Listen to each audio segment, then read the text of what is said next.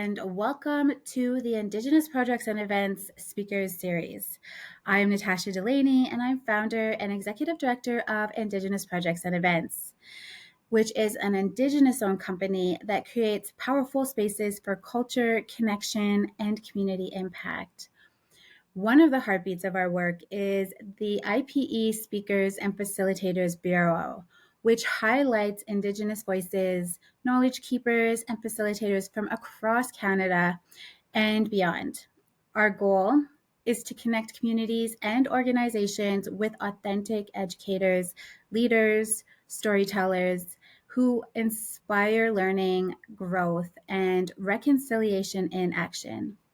Today, I am so honored to welcome Shauna J. Serniak, an international Indigenous speaker and a proud Métis woman from Alberta.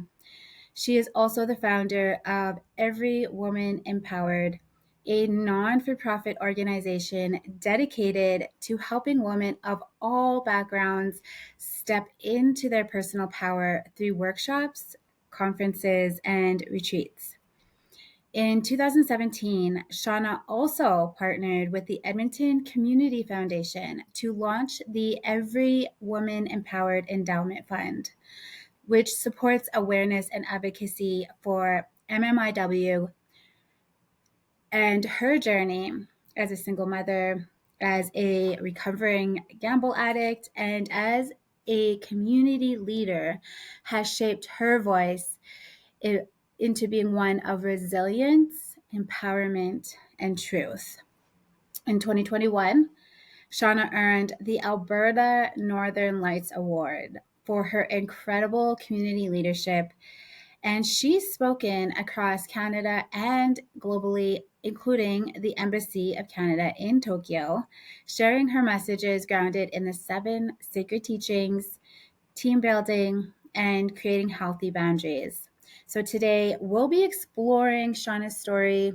So excited to delve into that, her wisdom, and the heart behind her mission to empower Indigenous and non-Indigenous communities alike. So Shauna, thank you so much for being here. Let's start with your story. What inspired you to create Every Woman Empowered, and what was happening in your life at that time that led you to take that leap? That's a fabulous question because honestly, that is the foundation that pivoted me to where I am today. It started with myself being a single mother, an addict, a gambling addict. Mhm. And as I was working on my journey to better myself, to get clean, to work on my own personal demons, work on my own personal growth, I searched out for different types of organizations and groups that were around the city to see if there was something that was maybe all encompassing. You know, there was Gamblers Anonymous, there is groups for moms, there are a variety of different organizations out there, but there wasn't something that really included everything for women, what they are currently going through, Mhm. possibly going through, or have known someone to have gone through it. So I created Every Woman Empowered and started to bring in different speakers that would come in and talk about different subjects, from everything from addictions, being a mom, working on menopause, how to deal with that. What about dealing with racism? What about religion and having to deal with the cultural differences? So it really was something that was all encompassing, that a variety of women can come together and learn and grow. And it wasn't based on religion, it wasn't based on race. It was just based on the fact that you're a woman and you're here in Edmonton and you wanted to work on yourself. That is amazing.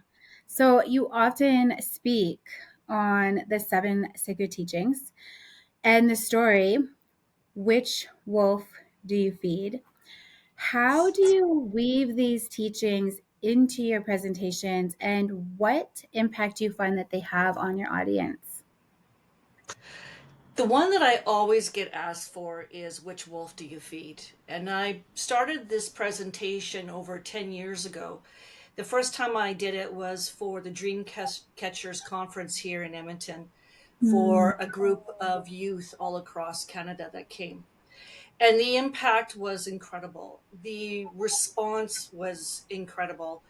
The amount of hearts that were touched and people that were changed because of it. And it's based on the the old Cherokee parable of the two wolves, with the grandfather talking to his grandson and asking, talking about the two wolves, the good wolf and the bad wolf. And the young boy had asked his grandfather, well, which wolf wins? And it's about the one you feed. And as Mm. human beings, we always, and especially in today's society, there's so much negativity and there's so much where people are down on themselves, trying to compete with others. And it's really about going inward and working on yourself and really taking that time to work on that change. The seven sacred teachings, the grandfather teachings, are incredible. This is a story that's been told for generations, and it's a powerful one. It's about looking at the animals that are in our life, seeing the messages that are being given to us, and that there are times that we need certain changes.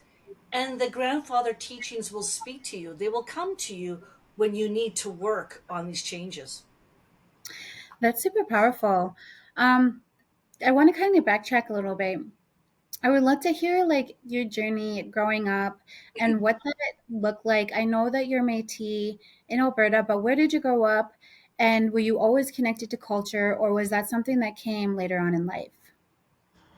It's interesting because my mother is Korean, my father is Ukrainian. And my father was the one that truly brought more of the indigenous culture into our household. He had such an infinite love for the indigenous people, the culture, the artifacts, the history. And so my dad was a collector of artifacts, indigenous artifacts. And he loved going to powwows. He loved going, down to the different reserves and seeing people and visiting. My mother, who grew up as a Métis woman, she, for her, this was a normal everyday life. It wasn't anything that was really truly different in her life.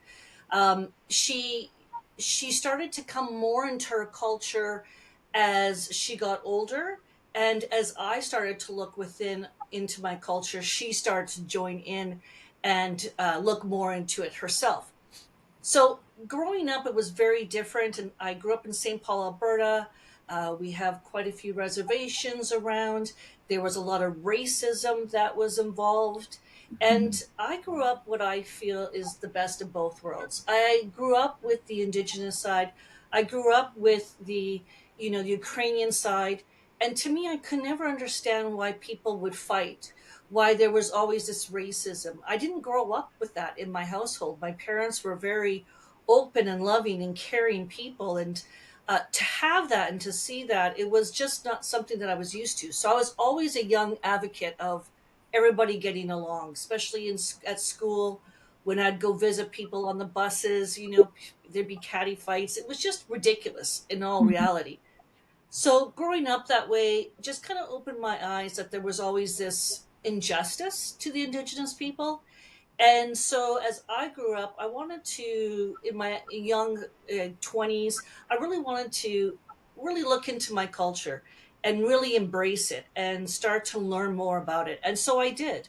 And I've really come to appreciate the indigenous culture, the love, the passion, the history, the openness, the giving. And I really want to share that as I continue on with my storytelling and explain to people, what has transpired through history and who we are as people and what we have done and the accomplishments that we have done throughout history. Totally. Yeah, I'm curious because you mentioned that your mom, she grew up in culture from what you said. She grew up in culture like that culture and everything that includes. It was normal to her. And then you said that um, as you were growing up, whether that was in school, you saw the racism and it didn't make sense to you. So for your mother, how did she respond to to the racism herself? My mother was an incredible woman. It brings me to tears when I think about it. Mm-hmm. She had such an incredible grace about her. She had such a powerful influence when people met her. She had this understanding, patience, empathy that I have never seen in any other person. And those who have known her would say exactly the same thing. She always saw both sides of the picture. Mm-hmm. She was never one that had this tunnel vision. She could see, she could analyze, she would know. And she was my biggest mentor, my best friend. Everything that I kind of know and am is because of her. And of course, my father. She took the racism in a way that was just, it is what it is. It doesn't Mm-hmm. mean that you have to lower yourself, lower your standards to that. You Right. rise above, you keep grace, you teach, you acknowledge, and you don't um, back down, in the sense is that, don't succumb to it, but be better and grow from it and lead by example. She was very much about leading a path for the next 7 generations and Mm-hmm. leaving a better path for that next 7 generations. So that was really um, her way of showing people how she has taken the high road and is helping others to educate and learn, and is leading a pathway for others to follow. Yeah, that's really amazing. And I'm not sure if she was like, and I would love to know, like, was she like very clearly indigenous looking, or was she, because you said she was Cree and then she had um, Yeah, other, her father was Scottish, so she was right, Cree and Scottish. right. Yeah, my all my aunts and uncles look very much indigenous. They have that very much an indigenous look. Yeah. When you would look at my mother, you would definitely know that she was indigenous for sure. Yes, she wore Yeah. it very proudly. And so the reason why I asked is because I have had conversations with other Métis, specifically women in the past, and the biggest thing that they come to me for is the fact that, and it's something that I experienced myself growing up in a white home, is the covering up, right? The covering up of being indigenous, right? Not wanting Yeah. to tell anybody that you are indigenous, and if you could pass as a white person, that's what you were going to do. So it's Yes. refreshing to hear that that was not something that she decided to do, and it's also refreshing to hear that your dad was just so accepting, and not even just accepting, but like loved the indigenous Yes. culture. Yes, and I think that's, I think because of that, like, I was a very proud young woman. I loved my indigenous culture. I mean, back then we weren't called Métis growing up. I was known as a, Indian. So, I was a proud little Indian girl. I'm one of my I wanted to go into a parade, and it was a bicycle parade that the town was having. And my mom and dad said, "Well, what do you want to be?" And I said, "I want to be an Indian princess." And Mhm. so I have a picture of me. My parents took out cardboard and made my bike look like a horse. And then my dad created this wood, um, like thing to trail behind to put the papoose in. So it was made out of fur and wood that I would pull behind the bike. And then I had my little fringed little jacket on, my middle moccasin shoes. I had the little headband and the little skirt, and I just rode in that parade, just one proud little girl. Like, I was so proud of my culture. And I ended up winning first prize, and it was on the front page of the St. Paul Journal. So Wow. and that was me right from the very beginning. Very proud of my culture. I told everybody. And even when there were times when people shun me because I was indigenous, I'm like, that's your problem. That is your issue. You're missing out on an incredible human being because of your prejudice, your racism.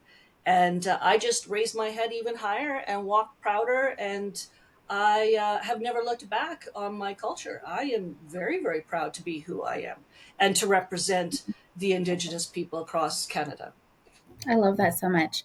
So, the Every Woman Empowered Endowment Fund you created with the Edmonton Community Foundation is Hmm. such an important initiative. What inspired that collaboration and how has it helped to bring more awareness to MMIW?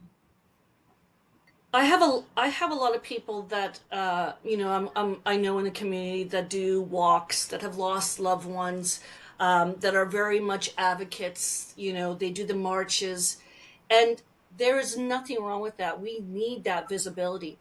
But I really found that our government isn't doing anything about it, and I wanted to put money behind it because money talks in Yeah. this society.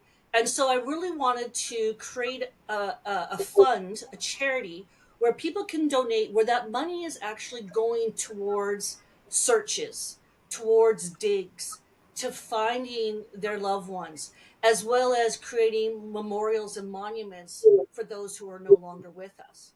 So currently, the endowment fund, we have not put, we're currently in the collecting phase right now and the awareness phase, raising the money, bringing the awareness, and really getting the word out about what we're trying to do and how we're trying to make our Canadian government wake up and smell the coffee and say, hey, look, they're putting money behind this. They're doing something about this. And Yeah. it really started for me when the news came out years ago about the pig farmer, and I will never mention his name, but when that came out, it hurt because it was like people were saying, well, they were prostitutes, they were on drugs, they were no, they were human beings. They were Yeah. women, they were sisters, they were mothers, like they were aunts, cousins, friends. Like, how dare anyone diminish the value of a human being? And Yeah. in Canada, that's exactly what we've done, and we've condoned it. And the Indigenous woman, when before colonization, she was the decision maker. She was the one that in tribes, and their tribes were the council, the wise ones. They were valued for their opinions. And when came time to colonialism, the white man devalued the indigenous woman by not letting her speak when it came time to speak, and violated her, just you know sexually, emotionally, mentally, stripped away the strong indigenous proud women that we had in history. So for me, it's really about bringing back that strength into our women, to build that empowerment, but at the exact same time to help those that are no longer with us, that are missing, and to help their families to find comfort in getting answers when answers haven't been provided for them. Yeah, totally. And just as somebody who, like, my mother was murdered when I was in grade one. So I grew up without a mother and, again, had to grow up in foster care, had to grow up without parents, essentially. And so um, anything that's helping, missing and murdered Indigenous women, you're right. Like Munyao, Caucasian people, back then, they totally, and still do, in unspoken, unconscious ways, minimize who we are as Indigenous women. And and they didn't just do it to Indigenous women, although it was like multiplied towards Indigenous women. They did it to their own women, right? Like they minimized their Yes. own women. That culture minimized their own women, and they put men on a pedestal. And so coming over here, where Indigenous people and in general um, were colonized and beaten down, not just the women but the men too, right? Yes. The men were dehumanized also. And so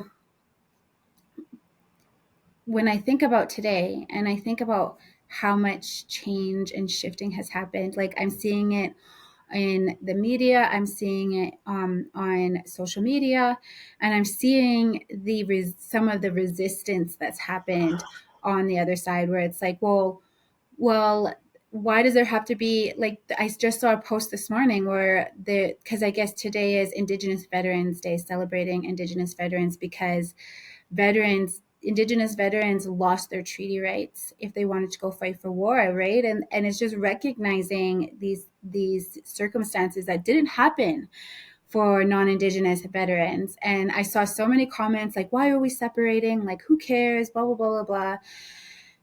So these companies, these organizations are doing these acts of reconciliation. You can see the resistance. You can see people are just in total resistance of this shift.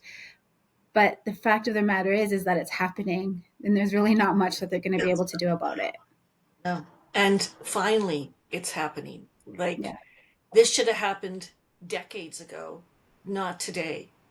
One of the things I talk about is I compare, for example, 9/11 with our residential schools, and I talk about, over 160,000 children went to residential schools, and we had 141 residential schools across Canada. And we've only searched 11 of those schools so far, 11 of those grounds where the schools are. And we found out of that, seven of them had human remains, children remains. And, the last school was closed in 1997, and 9/11 happened in 2001, 4 years later.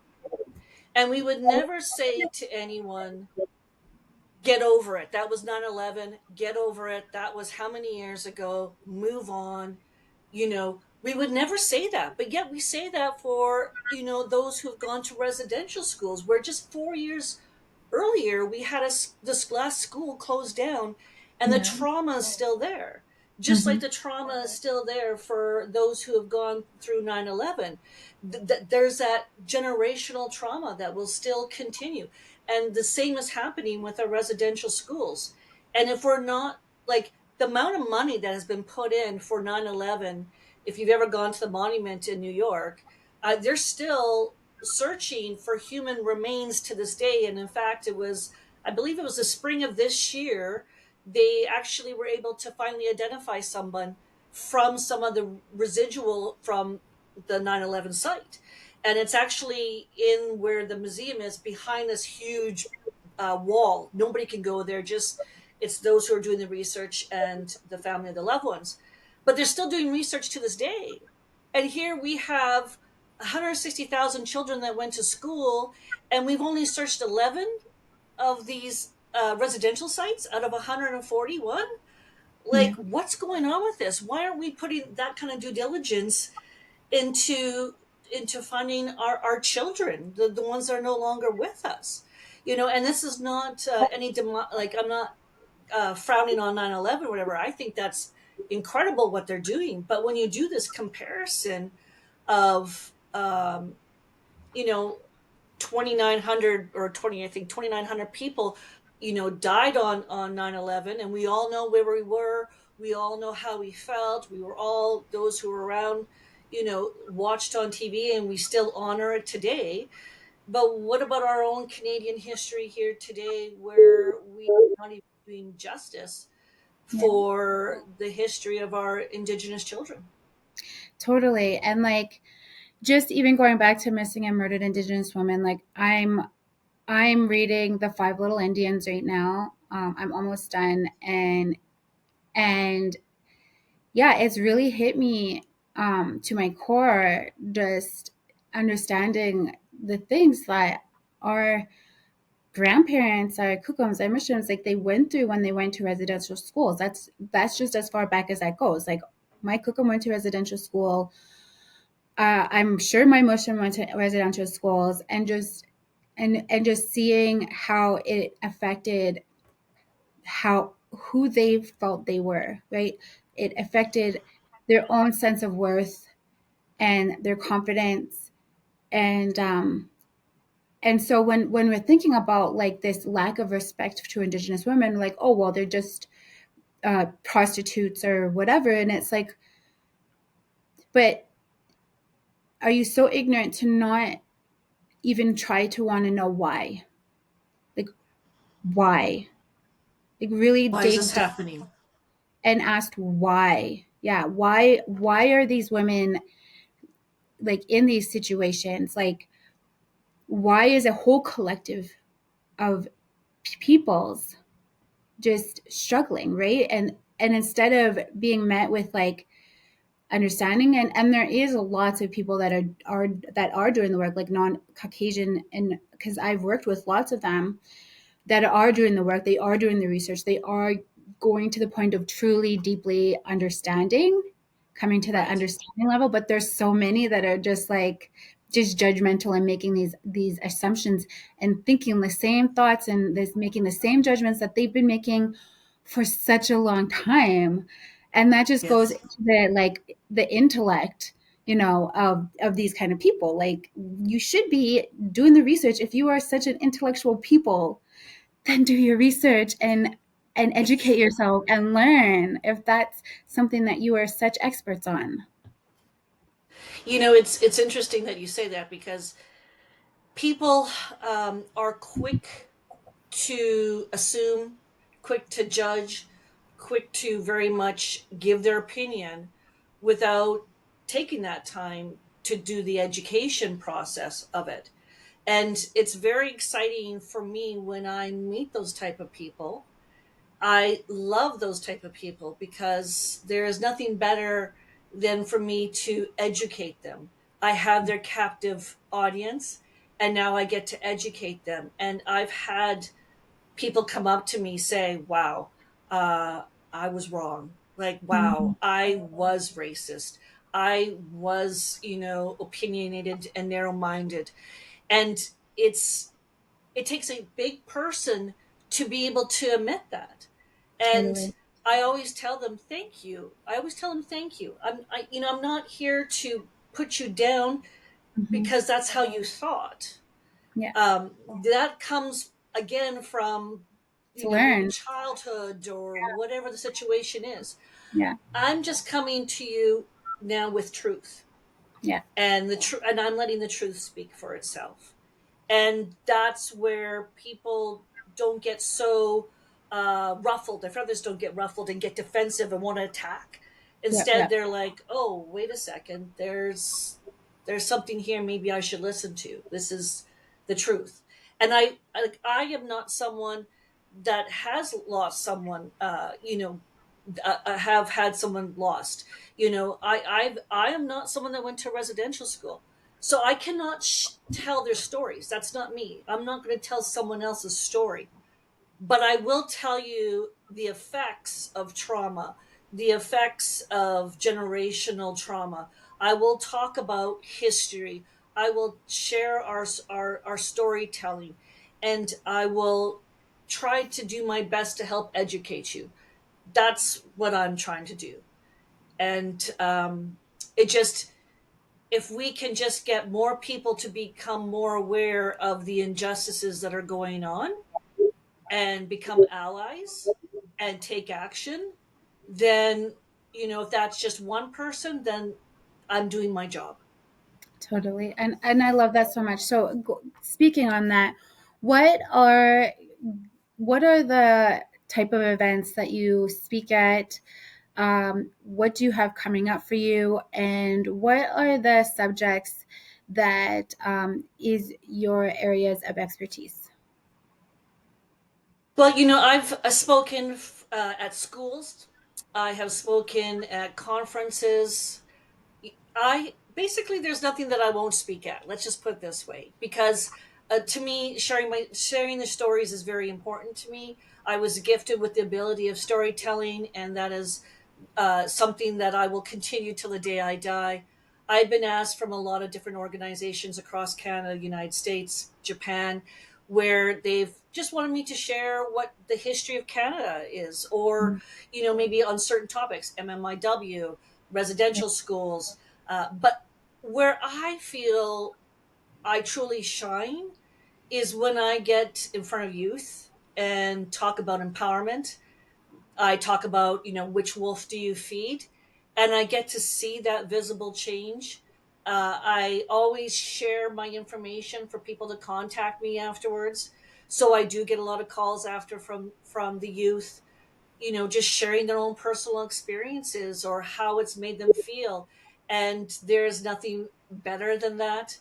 I got to speak up in Kagalaktuk in Nunavut, and it brought me a different side of awareness of the Inuit people. I just have such a respect for them, that what they go through. And I just, any chance that I get to speak, it's an honor for me. I just recently had spoke on murder and missing Indigenous women for the Shoppers Drug Mart, for all their owners, pharmacists, and managers. So I just finished doing that. I also was out in New Sarepta for the library group out there, speaking on just Indigenous culture in whole. I have a few webinars that I'll be doing coming up here in the next few months, where a lot of organizations will ask me to do a webinar that they can have for the next year, that they can have their staff and or clientele go and watch at their own convenience. So I do a lot of webinars. I love being in person because I like to be able to talk to people afterwards and listen to their stories and help them through maybe something that's a little personal to them that they maybe don't want to share in front of the audience. So I do like doing that. I do a lot of for Girl Guides. I was a Girl Guide in Brownie growing up, so I do a lot for Girl Guides, and they pay me in cookies. So my husband and son love it when I come home with boxes of cookies. So I'm very much versatile in the sense of who I get to speak to. I would rather have the opportunity to speak and be below my costs and be accommodating for their budget, versus not being able to speak at all and lose that opportunity. So I really try to, work with people in the sense to ensure that they get the biggest bang for their buck. And I'm always available afterwards. That's one thing, that I'm always available for anybody that wishes to continue working on their empowerment journey or continue having questions. I'm always available afterwards for their audience. Amazing. And where can people find you on social media? Well, you can find me in a variety of places. You can find me, of course, on Facebook. I'm on Instagram, LinkedIn. I also am with your organization on the Speakers Bureau. I have another on the Speakers Bureau with a group in Australia, and Amazing. I'm also on Google. If you just Google search me, you're gonna find me. Awesome. And we will have all of her links within the show notes here.